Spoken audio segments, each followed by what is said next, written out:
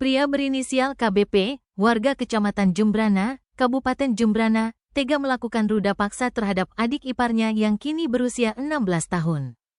Perbuatan kakak ipar ini terungkap setelah korban memberanikan diri menceritakan kejadian yang dialaminya kepada kakaknya atau istri pelaku. Akibat perbuatannya, KBP sudah ditetapkan sebagai tersangka oleh Polres Jembrana. Ia dijerat dengan pasal 81 ayat 1 dan ayat 3 Undang-Undang Republik Indonesia Nomor 17 Tahun 2016 tentang Perlindungan Anak.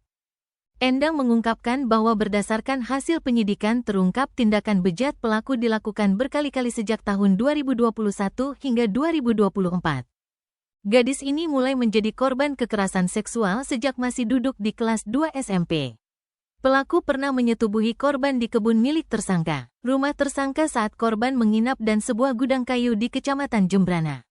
Korban tidak berani mengatakan kepada kakaknya yang merupakan istri tersangka karena diancam oleh tersangka, namun berkat dukungan keluarga, korban akhirnya memberanikan diri untuk melaporkan kejadian tersebut ke pihak kepolisian.